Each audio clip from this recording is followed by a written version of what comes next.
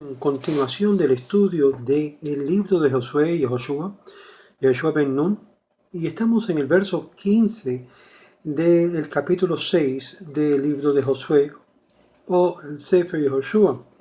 Y dice, mas sucedió que el día séptimo madrugaron al despuntar el alba y dieron la vuelta a la ciudad, y de la misma manera 7 veces. Solo en aquel día dieron la vuelta a la ciudad 7 veces. Y aconteció que a la séptima vez tocaron los sacerdotes los chofar, o las trompetas, y dijo Josué al pueblo: gritad, pues el Señor os ha dado la ciudad. Y será que la ciudad anatema al Señor, por cuanto en ella hubiera solamente será anatema al Señor, por cuanto en ella hubiere solamente Rahab la poseedera, vivirá ella y todos los que estuvieron con ella en casa, por cuanto escondió a los emisarios que enviamos. Pero guardaos escrupulosamente del anatema, no sea que os hagáis a vosotros mismo anatema, apropiándose cosa alguna del mismo, pues así haréis anatema al campamento de Israel, y le ocasionaréis una desgracia. Mas toda la plata y el oro y los utensilios de cobre y de hierro consagrados son para el Señor, y los tesoros del Señor han de ingresar. Entonces el pueblo gritó y tocaron las trompetas, pues sucedió que cuando el pueblo oyó el sonido de las trompetas, el pueblo levantó el grito con grande alargaza, y cayó el muro a plomo. Y subió el pueblo a la ciudad, cada uno en derechura de sí, y tomaron la ciudad. Verso 20. Ahora, todo esto ocurre en el día de Shabbat, un día que normalmente es día de reposo. ¿Por qué? Ahora vemos que fue el plan del Eterno de que se derrotara la ciudad de Jericó en el día más consagrado. Ten en mente que la ciudad de Jericó estaba lleno de idolatría, estaba lleno de paganismo, estaba llena de inmoralidades y falta de lo que es la conducción de las 7 leyes de Noé, las 7 leyes universales. Era una ciudad de perversión, de corrupción, y todo que entraban eran afectados por ella. Y se decidió que esta ciudad habría de ser totalmente aniquilada por la maldad, por los pensamientos continuos de mal. Y es aquí donde hallamos una gran enseñanza. La corrupción, la inmoralidad, el continuo habitar en esa esfera solamente causa una autodestrucción a los pueblos, las sociedades y a la gente. Es por eso la gente me dice, bueno, ¿qué está mal en lo que estoy haciendo yo? Si lo que uno está haciendo es habitando en los mismos hábitos que Jericó habitó, te vas a causar daño a ti, a tu familia y a todo lo que te rodee. Es una corrupción total. Dice, mas sucedió que al séptimo día. Ahora, hay diferentes opiniones acerca de cuántas veces rodearon la ciudad el séptimo día.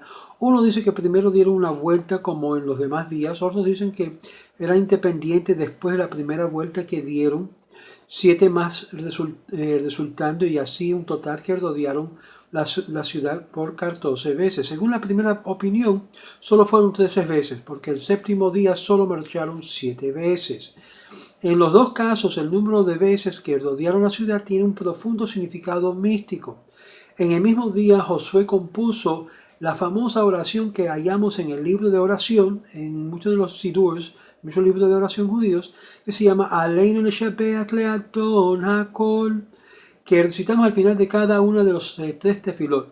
Para ser más exacto, el primer párrafo o parágrafo lo compuso Josué, y la segunda fue puesto por Ahan ben Carmi ben Zabdi. ¿Recuerdas ese nombre?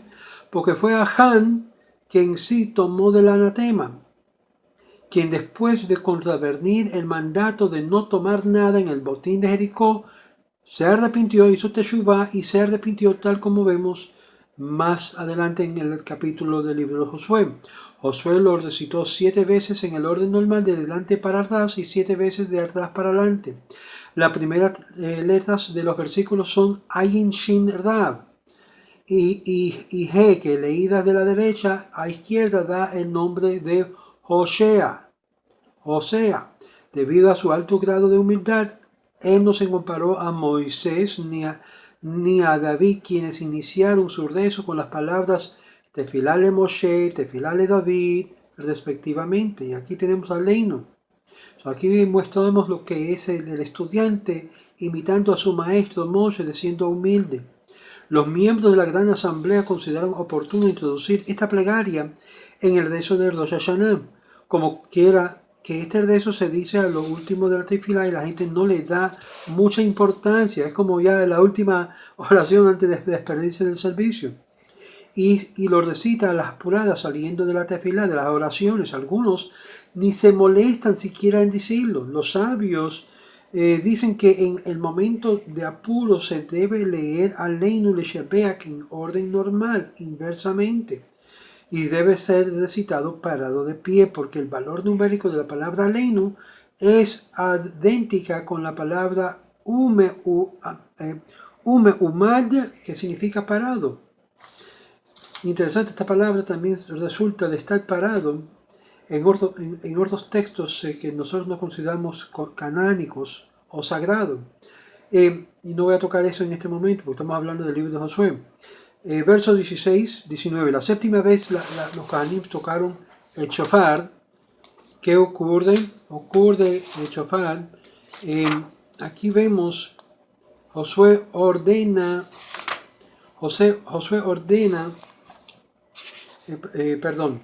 la séptima vez que los Kohanim tocaron el shofar, el Jerem santo, por lo tanto que nadie se pare a mirar sus riquezas para no caer en la tentación y apropiarse de ellas. Aquí vemos que Josué ordena gritar un hurrá, un grito de alegría, ¡hurray! Aún antes de que la muralla se viniera abajo para expresar la alegría y su fe en Dios, y ellos tenían la plena seguridad que a Hashem Zebaot, el Dios de los ejércitos, pelearía por ellos. Exactamente eso es lo que ocurrió. Josué anatemizó la ciudad consagrando el botín para el tabernáculo. Lo que fuera utilizado sería almacenado y lo demás habría de ser destruido. No quedaría nada. No se permite ningún tipo de rescate o truque. Solamente Rahab y su familia serían salvados sin nada que les pertenecían podían destruir. Aun cuando ella solo solicitó sus vidas, Josué le permitió conservar sus pertenencias. Si la dejamos pobre y además le despojamos de sus bienes, sería una ingratitud considerando que ella hizo lo que hizo ella por nosotros. Y Josué previene al pueblo y les avise grave que sería apropiarse del botín que había en la ciudad, pues esta y todo lo que había en ella había sido declarado Jerem. Jerem es como una declaración de algo prohibido, santo. Por lo tanto, que nadie se pare a administrar su riqueza para no caer en la tentación de apropiarse de ella. Nadie se apropió de Rahab. Rahab y la familia toda era consagrado al Eterno. Y es por eso que en contraste a la novela que mucha gente está mirando y que se llama La Tierra Prometida, leemos que quien se casó con Rahab no fue este que pusieron en la novela, fue nadie más y nadie menos que Josué ben Nun, el líder. El pueblo era solidario, uno era responsable por todos y todos por uno, de modo que si alguien tomaba algo del botín, cualquier persona que lo viera tenía el deber de denunciarlo y así evitaría la generalización del castigo. El pecado de uno era el pecado de todos. El Eterno se abstendría de venir en su ayuda y nos retiraría su protección. A pesar de todas las recomendaciones y advertencia, un hombre llamado Ahan ben Carmi, recuérdense eso, Ahan ben Carmi ben Zabdi secretamente tomó algo del botín, y como veremos en el capítulo siguiente, toda la nación sufrió las consecuencias de ese tomado por este hijo de Yehudá. Y cayó el muro y plomó, verso 20, y apenas concluyó Josué de hablar sus palabras, el pueblo gritó, y los Kohanim tocaron el shofar, tal como se les ordenó. Por su parte, el Eterno cumplió con lo que había prometido Josué, en el versículo 5. Cuando las paredes cayeron, la tierra se hundió debajo de ellas y tragó las piedras, de manera que no cayesen en la cabeza de los judíos que estaban parados en la formación alrededor de la ciudad. Esto les facilitó la entrada por cuanto le allanó el camino, que no tuvieron necesidad de ir pegando saltos para franquear los obstáculos. Es decir, fue que claramente las paredes se hicieron así, en forma interna, pero se profundizó. La caída de 7 murallas causó tal efecto que en los cananitas que se quedaron estupefactos, ni siquiera intentaron de huir, estaban como petrificados. Kimchi sugiere que solo la parte de la muralla opuesta a los judíos se desmoronó para que el pueblo pudiera entrar desde donde encontraba en la línea recta, es decir, la línea recta de la ciudad. La casa de Rahab, interesantemente, estaba situado en la otra parte del muro. Investigaciones arqueológicas han revelado que el versículo 5 de nuestro capítulo describe literalmente lo que sucedió. El arqueólogo G.A. nos narra esta indicación, que es literalmente así como pasó, como lo cuenta el libro de Josué. Versos 21 y 22. Exterminaron a filo de espada. Algunos comentaristas dicen que Dios ordenó a Josué destruir la ciudad de Jericó, otros dicen que fue por su propia iniciativa.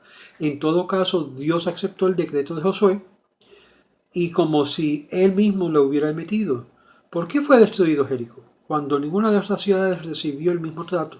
En la conquista de las demás ciudades, el pueblo se les permitió apoderarse del botín y repartirlo entre ellos. En Jericó se consideró consagrado. Hay 7 razones por las cuales Jericó fue diferente. Número 1. Si alguien voluntariamente viola el Shabbat, el producto de su trabajo está prohibido eternamente. Y esta ley no se aplica a Jericó por cuanto los judíos la conquistaron en Shabbat y por mandato explícito de Dios. Además, ellos en realidad